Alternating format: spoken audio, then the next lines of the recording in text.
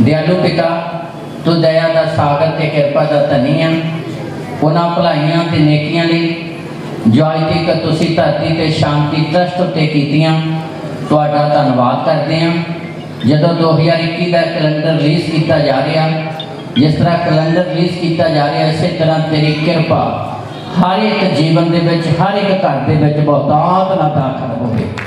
जिस तरह बैतलहम की धरती में तुसी भाव लगा दिते सारे संसार में बरकत का कारण बनाता, इस तरह हर घर के विच तुहाडी आशीष आ जाए।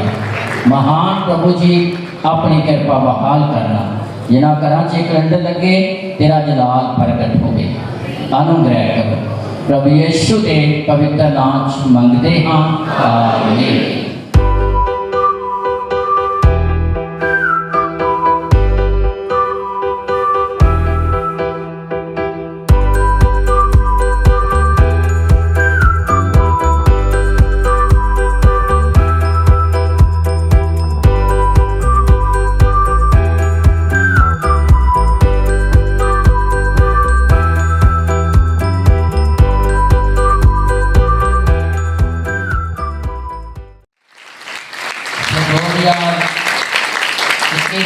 रिलीज़ किया गया जिहदे खास 10 आशीष के वचन ने, जिवें 2020 असी रिलीज़ किया सी कि मूसा के द्वारा आख्या गया कि तुसी यहोवा अपने परमेश्वर की उपासना करो कि परमेश्वर तुहाडे रोटी ते पानी नूं बरकत, तुहाडे शरीरां चों बीमारी कढ।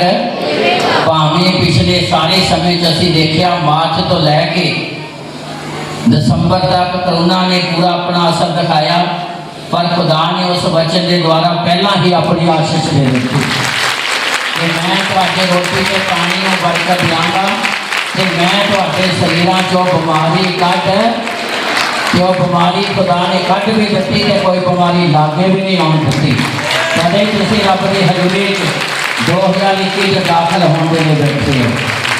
हुण फिर 2021 के लिए परमेश्वर के वचन की प्रतिज्ञा जिहड़ी खुदा ने अपने जन मूसा के द्वारा प्रगट की है, जिहदे विच असीं कि जदों तुसीं इजरायली लोकां नूं बरकत दिओ तो इस तरह आखना। ये पहला वचन है, यहोवा तैनूं बरकत देवे तां तेरी राखी। परमेश्वर बरकत भी देवेगा 2021 ते तुहाडी राखी भी करेगा, ते तुसीं बरकतां दी भी राखी करेगा। दूसरा वादा प्रॉमिस प्रतिज्ञा, यहोवा अपना मुखड़ा तेरे वाल फेरे तो तैनूं शांति देवे। खुदा दा मुखड़ा परमेश्वर की सवाली निगाह तुहाडे ते सदा ही बनी रहेगी ते ओदी शांति तुहाडीआं जिंदगियां च बनी रहेगी। तीसरा वादा, यहोवा अपने मुखड़े नूं तेरे उत्ते चमकावेगा आते तेरे उत्ते दया करेगा। जदों खुदा दा मुखड़ा साडे उत्ते चमकेगा ते साडे चेहरिਆਂ ते भी रौनक आ जाएगी, साडे चेहरिਆਂ ਦੀ उदासी खत्म हो जाएगी। ये 3 प्रतिज्ञा के वचन है। परमेश्वर आप सारे नूं आशीष देवे और वड्डी कृपा करे। धरती ते शांति ट्रस्ट वालों क्रिसमस दियां ते नवे साल दियां पूरे पंजाब, पूरे भारत देश ते पूरे विश्व वासियों नूं बहुत बहुत मुबारक। ये 2021 जिहड़ा नवा साल प्रभु यीशु मसीह के जन्म के नाल ही आरंभ हुंदा आ। प्रभु यीशु मसीह का इस संसार ते आना कृपा के युग का आरंभ है, क्योंकि कलाम बयान करता है, होली बाइबल बयान करती है, शरा जिहड़ी सी वो मूसा के द्वारा आई, पर कृपा ते सच्चाई प्रभु यीशु मसीह लेके आया। इसलिए प्रभु यीशु मसीह का जन्म अर्थात वो शब्द का देहधारी होना परमेश्वर की कृपा के युग का आरंभ है, क्योंकि उसकी कृपा के नाल ही इंसान पापां तो माफी प्राप्त करता है, सरापां तो छुटकारा प्राप्त करता है और मौत के साए तो आजादी प्राप्त करता है। उसकी कृपा नाल ही इंसान सर्वशक्तिमान परमेश्वर नाल मिलाप कर सकता है। वो इंसान जिहड़ा आदम के अपराध के कारण प्रताप तो रह गया, परमेश्वर के जलाल तो रह गया, परमेश्वर का धन्यवाद है। रोमियों की पत्री 6 अध्याय उसकी 23 आयत के अनुसार पाप की मजदूरी मौत है, पर परमेश्वर की बख्शिश मसीह यीशु विच हमेशा की जिंदगी है। यीशु संसार से परमेश्वर के रहम कृपा के युग को आरंभ करने लिए आया। यीशु संसार से परमेश्वर की बख्शिश को लेके आया। इसलिए जिहड़ियां जिंदगियां ओदे ते विश्वास करदियां वो हमेशा दियां जिंदगी दे वारस बनदियां।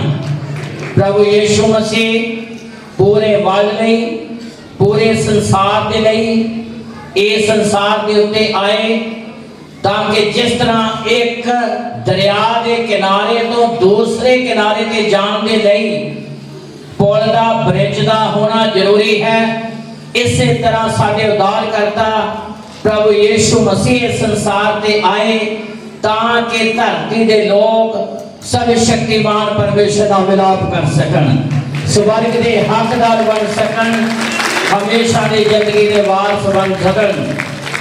जिस तरह हर घर के विच पौड़ी सीढ़ी का होना जरूरी है, पौड़ी का होना जरूरी है, पौड़ी ऊंचाई ते जान वास्ते है, इस तरह परमेश्वर ने अपने प्रेम को अपने पुत्र यीशु के द्वारा प्रगट किया। याकूब जी के नाम से इजराइल देश बनया। जदों घरों निकलिया रास्ते च रात पै गई, परमेश्वर ने उन्हें दर्शन दिता। दर्शन चो की देखदा कि एक पौड़ी धरती के उत्ते रखी हुई आ ते ओदा सिरा आकाश के नाल है। फरिश्ते चढ़ते ने उतरते ने, परमेश्वर ने धरती के नाल, धरती के लोगों के नाल अपना रिश्ता स्थापित किया एक पौड़ी के द्वारा, जिहदा इशारा यूहन्ना दी अंजील 1 अध्याय की 21 आयत दे विच है। प्रभु यीशु ने नथानियल नूं कहा, तू इस करके विश्वास करदा कि मैं तेनों आख्या तू अंजीर दे वृक्ष हेठ बैठा सै, मैं तेनों आखदा तू आकाश नूं खुला ते परमेश्वर दे दूतां नूं मनुख दे पुत्र दे चढ़दे ते उतरदे वेखोगे। वो पौड़ी जिहड़ी खुदा ने धरती ते रखी आने वाले समय दे विच वो प्रभु यीशु मसीह वाला इशारा है। यीशु के द्वारा तुसी ऊंचाई तक जा सकते हो, यीशु के द्वारा तुसी स्वर्ग दे विच जा सकते हो, पौड़ी के द्वारा तुसी धरती तो ऊंचाई ते जा सकते हो। पौड़ी तो बिना तुसी ऊंचाई ते नहीं जा सकते। यीशु तो बिना तुसी पापां दी माफी नहीं पा सकते। यीशु तो बिना तुसी चंगाई नहीं पा सकते। ते यीशु तो बिना तुसी स्वर्ग राज दे हकदार नहीं बन सकते। इसलिए यूहन्ना दी अंजील 14 अध्याय ओदी 6 च लिखिया, प्रभु ने आख्या राह सच्चाई ते जीवन मैं हाँ, मेरे तो बिना तुसी पिता तक पहुंच नहीं सकते। पौड़ी तो बिना तुसी ऊंचाई तक नहीं जा सकते। यीशु तो बिना तुसी सर्वशक्तिमान परमेश्वर नाल मिलाप नहीं कर सकते। तिमोथियस दे वचन च लिखिया, वो साडा बचोला बन के आया जिन्हें साडा परमेश्वर नाल मिलाप करा दिता।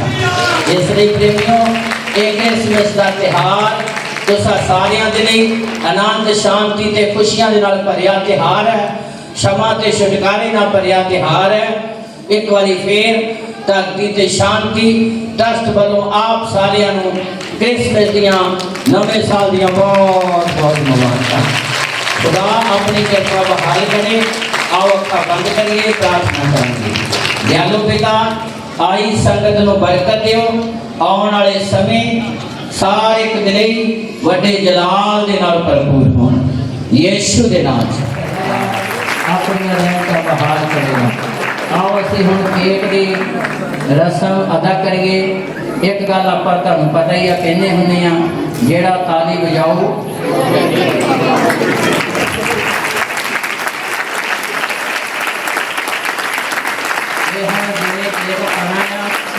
खुदा की महिमा ने ताली जरूर बजाओ।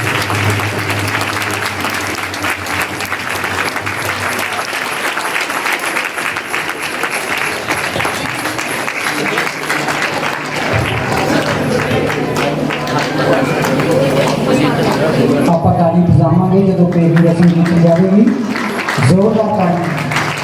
ये देखो सारे बदलाव बड़े जबरदस्त है। आम जरा एक छुरी ना के कट्टिया जाता, इतने दो ना कट्टने जा रहे हैं, मतलब सारिया गल्लां की बात है।